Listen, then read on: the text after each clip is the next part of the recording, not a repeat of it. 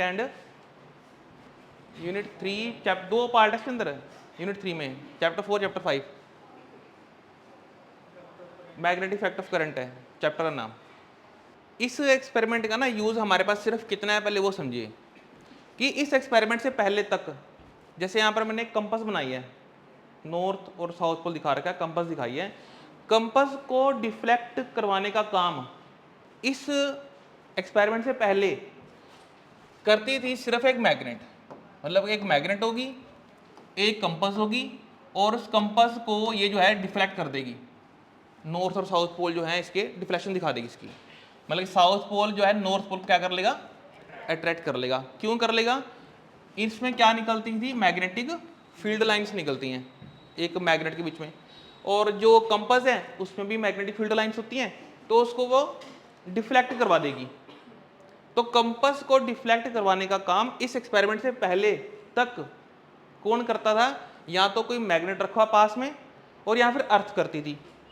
जैसे अगर आप कोई कंपास को अपने पास रखो तो कंपास हमेशा अपने आप को नॉर्थ और साउथ पोल में अलाइन कर देती है, वो अर्थ की, ठीक है ना। तो मतलब अर्थ के अंदर भी हम सोचते हैं, मान के चलते हैं कि एक बहुत बड़ा मैग्नेट है जो कि उसको अलाइन करवाता है कंपास को। तो कंपास की नीडल्स को अगर मुझे डिफ्लेक्ट करवाना है तो किसी और से नहीं करवा सकते थे। किससे करवा सकते थे? सिर्फ मैग्नेट से। कि मैग्नेट मान के चलो आप मैग्नेट का इधर ले आओ, मैग्नेट को नॉर्थ पोल यहाँ ले आओ मैग्नेट का, तो इस कंपास का यहाँ क्या आ जाएगा, साउथ पोल आ जाएगा। यही तो होता था, सिंपल सी बात है। और जो साइंटिस्ट थे ना, इनका काम किसी और फील्ड में था। ये अपनी लैब में ना कोई काम कर रहे थे इलेक्ट्रिसिटी का। तो इन्होंने अचानक क्या देखा कि भाई कंपास पड़ी थी वहां पे टेबल पे इनके, मतलब कि सामान बिखरा हुआ पड़ा था, कंपास पड़ी थी। तो ये गौर क्या कर रहे थे कि कंपास ना डिफ्लेक्ट हो रही है। बोल रहे कि कंपास डिफ्लेक्ट हो रही है, क्या यहाँ पर कोई मैग्नेट रखी हुई है? तो जब उन्होंने ढूंढा टेबल के ऊपर तो मैग्नेट कोई नहीं मिली। फिर उन्होंने क्या पता करा कि भाई कुछ सेटअप बना हुआ है, सेटअप में कोई बैटरी लगी हुई है और एक की लगी हुई यहाँ पे, और उस की के ऊपर उनका हाथ लग रहा था। इस वायर में करंट चल रही थी जिसकी वजह से डिफ्लेक्शन आने लगी। तो that was the first experiment जिसने बताया कि मैग्नेटिक फील्ड ना सिर्फ बार मैग्नेट बना सकता है बल्कि एक करंट कैरिंग कंडक्टर भी बना सकता है। कौन बना सकता है?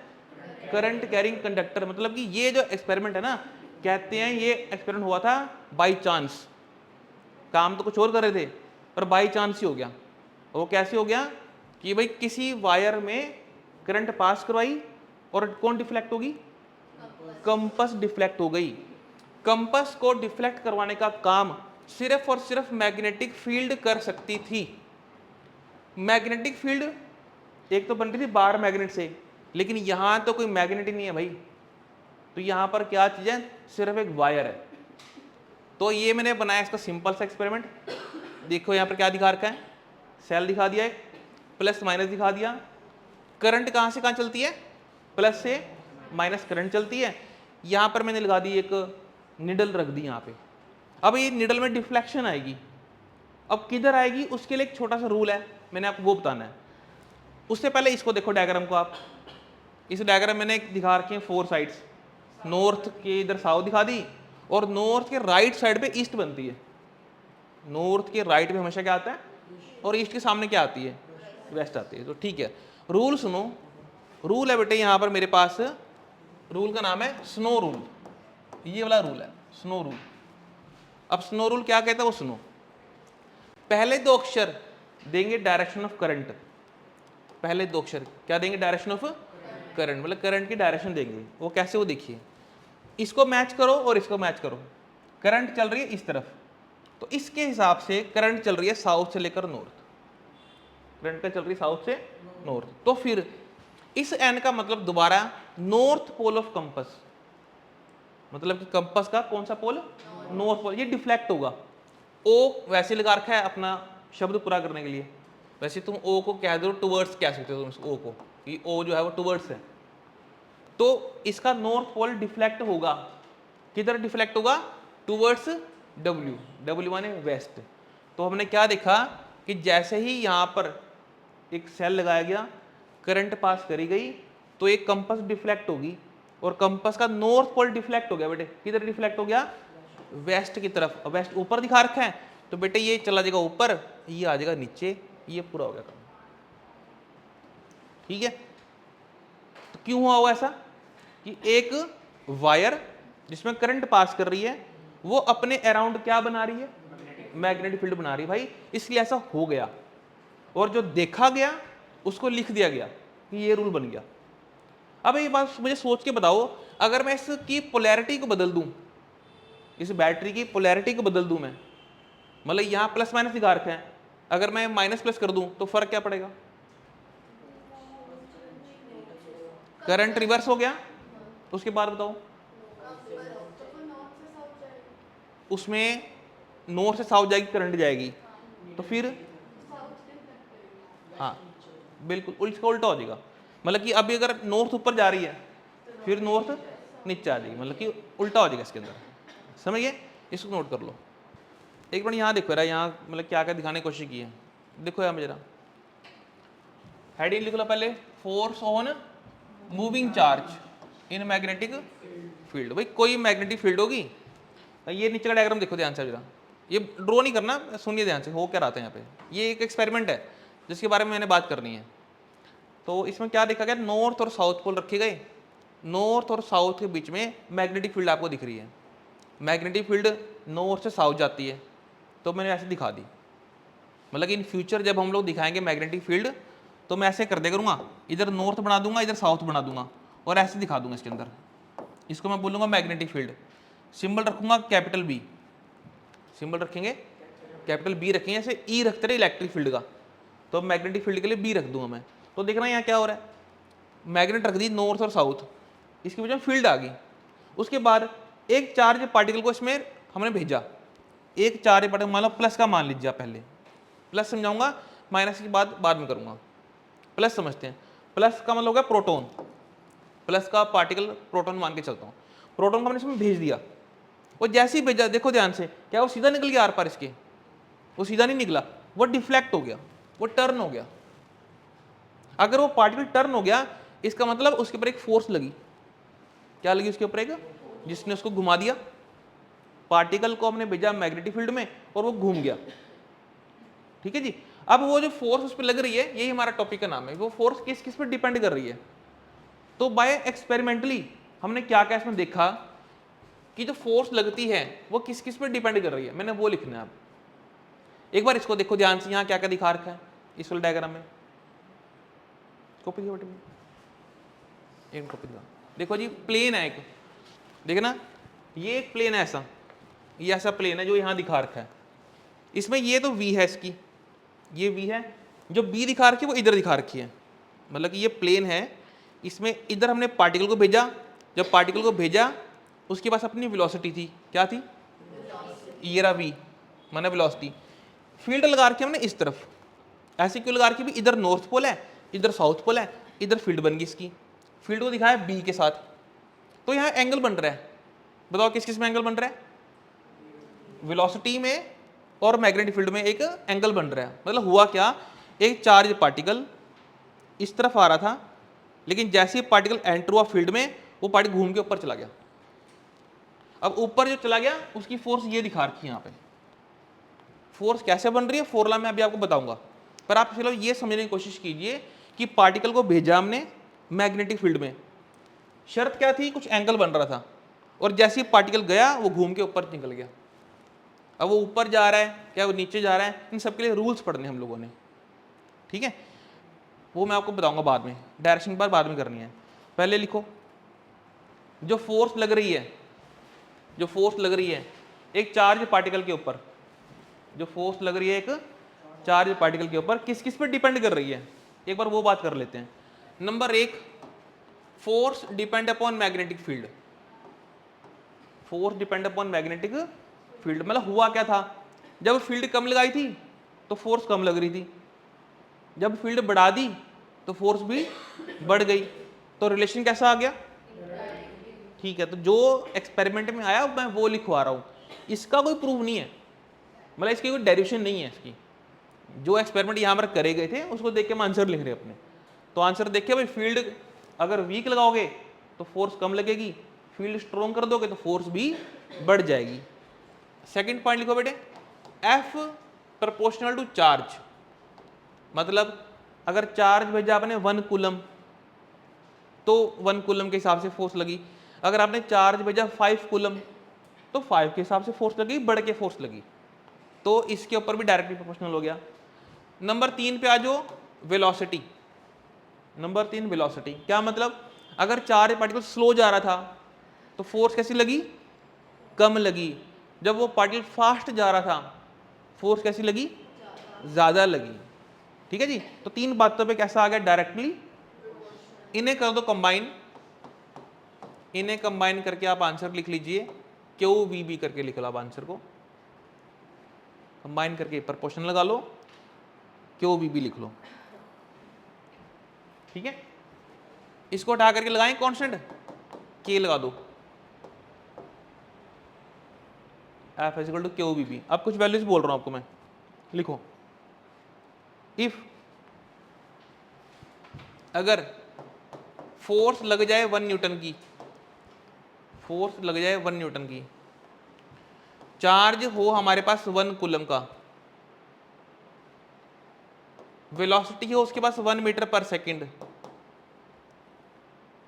मैग्नेटिक फील्ड मैं बना दूं यहां पर 1 टेस्ला की, तो बताओ के की वैल्यू कितनी आती है, कितनी आ गई। इसको वापस हमने यहां रख दिया तो आपको के कितना मिल गया, के 1 था, एफ कितना मिल गया, क्यू वी बी। आंसर लिख लो, F equal to Q V B. तो ये इसका आ गया मैग्नीट्यूड। ठीक है। अच्छा एक बात बताओ, फोर्स कौन सी क्वांटिटी है, स्केलर के वेक्टर, फोर्स स्केलर क्वांटिटी है, वेक्टर है। फोर्स के पास मैग्नीट्यूड भी होता है, डायरेक्शन भी तो होती है फोर्स के पास बेटे, फोर्स वेक्टर। तो इसकी वेक्टर फॉर्म लिखूंगा मैं इसकी, मैं तो लिखिए in vector form, in vector form F vector is equal to Q V cross B, बेटे ऐसे लिखूंगा इसके ऊपर मैं। ठीक है। अब कुछ बातें बता देता हूं आपको मैं ताकि आगे से गलती ना हो। अगर फोर्स होती स्केलर क्वांटिटी, अगर फोर्स होती स्केलर क्वांटिटी, मैं कैसे लिखता, मैं लिखता इसको F is equal to Q V dot B लिखता, वी और बी में डॉट आता अगर फोर्स स्केलर होता, पर फोर्स तो स्केलर है ही नहीं। ये तो हम शुरू से पढ़ते आ रहे हैं, फोर्स के पास 2 चीजें होती हैं, मैग्नीट्यूड भी होता है और डायरेक्शन भी होती है। तो फोर्स एक वेक्टर क्वांटिटी है, तो बेटे स्केलर होती तो मैं ऐसे लिखता। अच्छा ध्यान से देखो, क्यों पे वेक्टर क्यों नहीं लगाया मैंने, चार्ज, चार्ज स्केलर क्वांटिटी है, वेलोसिटी एक वेक्टर क्वांटिटी है, मैग्नेटिक फील्ड एक वेक्टर क्वांटिटी है।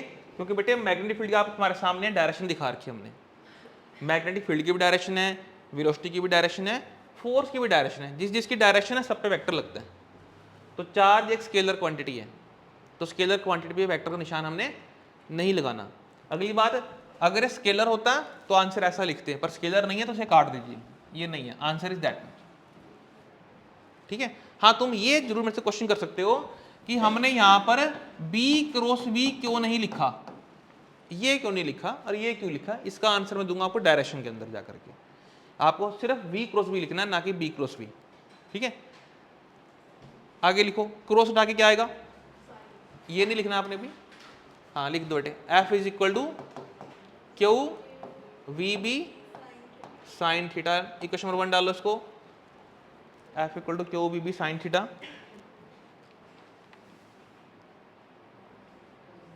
सही है। अच्छा एंगल किसके बीच को बताना मुझे, ये जो थीटा है, हाँ ये ध्यान रखना, V और B के बीच के अंदर वेलोसिटी और मैग्नेट। इक्वेशन 1 से फील्ड निकालनी है बेटे, B निकालना है, तो F upon Q V sine theta, ये लिख लो आप मैग्नेट फील्ड की वैल्यू। इसमें एक लाइन लिख लो, B is called intensity of magnetic field, B is called, B को क्या बोलते हैं बेटे, intensity, B is called intensity of magnetic field. ठीक है, कुछ वैल्यूज नोट करो। 1 हो जाए V1 और एंगल 90 मान लेता हूँ, तो यहाँ से बताओ मैग्नेटिक फील्ड किसके बराबर आ गया? फोर्स के बराबर आ गया। तो इसको मैं लिखवा देता हूँ एक बार, आपको डिफाइन कर रहा हूँ यहाँ से। तो एक लाइन लिख लो, magnetic field induction, magnetic field induction at a point, induction at a point, induction at a point is equal to, देखना यहाँ पे, force experienced by a unit charge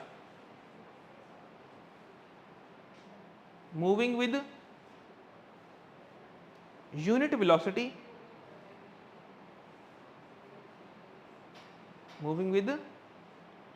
velocity, perpendicular to magnetic field. देखो ध्यान से, magnetic field उस force के बराबर है। ये फोर्स किस पे लग रही है? चार्ज पार्टिकल पे। वो चार्ज पार्टिकल की वैल्यू 1 कूलम। ये चार्ज पार्टिकल कितनी स्पीड पे चल रहा है? 1 मीटर पर सेकेंड। और ये चार्ज पार्टिकल जब मैग्नेटिक फील्ड में एंटर हुआ तो एंगल क्या बनाया? 90 डिग्री का। मतलब कि अगर मान लो इस तरफ चल रही थी मैग्नेटिक फील्ड, तो पार्टिकल जा रहा है इस तरीके से, बिल्कुल 90 डिग्री पे एंटर हुआ, तो मेरे को ये डिफाइन मिल जाएगी यहां से। आगे लिखो स्पेशल केस में, v इक्वल टू 0, अगर v 0 जी, f निकालो। हाँ कोई बात नहीं, देखते जाओ। अब मतलब समझना, मतलब क्या चीज होगा। तो फोर्स इक्वेशन 1 में रख रहे हो ना, तो F कितनी आ गई? मतलब बताओ कि मैग्नेटिक फील्ड लगी हुई है और चार्ज पार्टिकल रुक गया, तो उसमें कोई भी फोर्स नहीं लगती, बस जब चल रहे हैं तभी डिफ्लेक्ट होगा वो। अगर वो रुक गए तो वो अट्रैक्ट नहीं करेंगे मैग्नेटिक? नहीं हो रहा, नहीं हो रहा, बिल्कुल भी नहीं हो रहा, वहीं का वहीं रुका वो पार्टिकल। मतलब अगर वो चलेंगे तो अट्रैक्ट होगा? तो ही होगा, जो भी होगा, अट्रैक्शन या रिपल्शन बात की बात। अगर चार्ज पार्टिकल बेटे, क्या मतलब इसका, अगर रेस्ट पे हैं तो मैग्नेटिक फील्ड का कोई असर नहीं उसके ऊपर, कोई फोर्स नहीं लगा रहा। सेकंड पॉइंट लिखो, इफ, सेकंड पॉइंट बना लो, if theta is equal to 0 degree और 180 डिग्री। पहले 0 डिग्री पुट करो, एफ निकालनी है।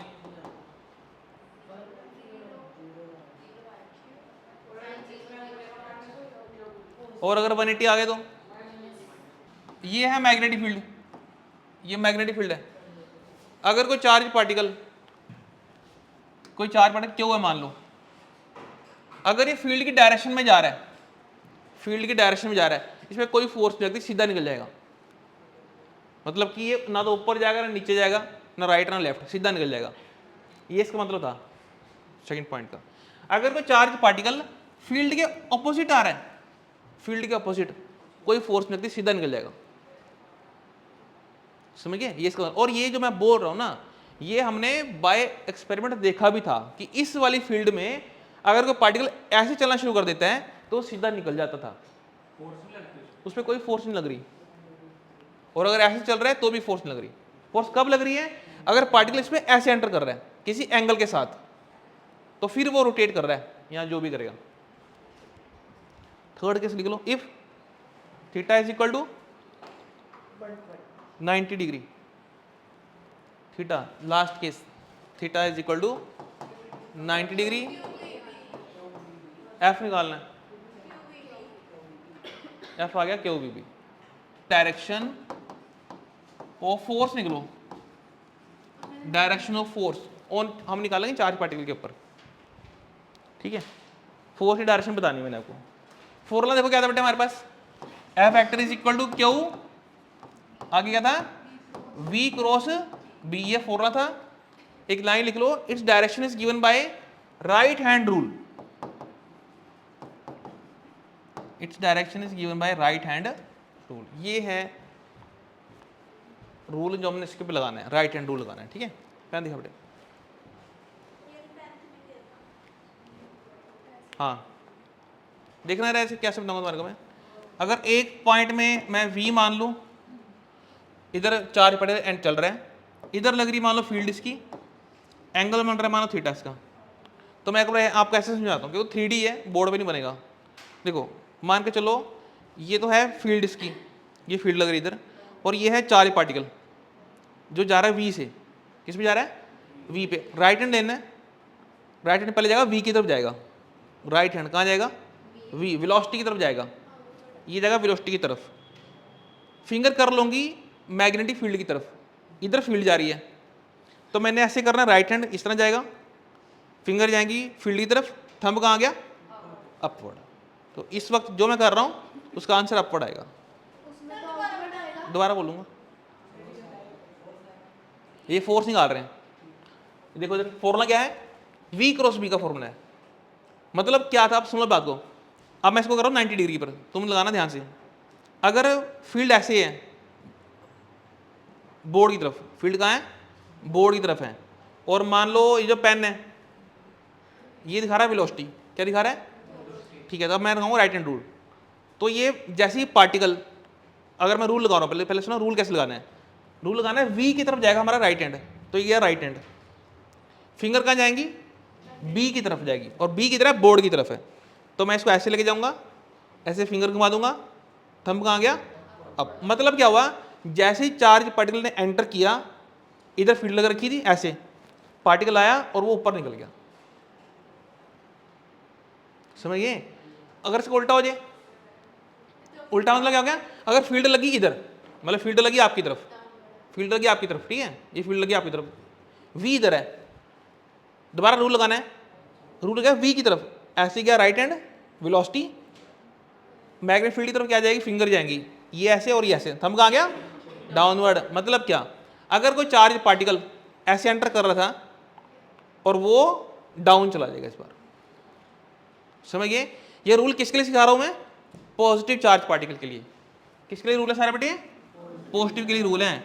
अच्छा, अगर नेगेटिव हो जाता तो उसका उल्टा हो जाएगा, रूल कोई नया नहीं पढ़ोगे।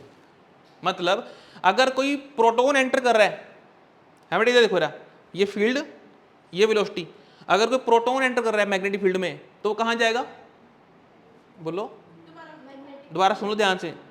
ये मैंने रूल लगा रखा है, ये तो फील्ड इधर है और वेलोसिटी इधर है, प्रोटॉन एंटर कर रहे हैं, प्रोटॉन के लिए ये V और B, रूल यही है V क्रॉस B वाला।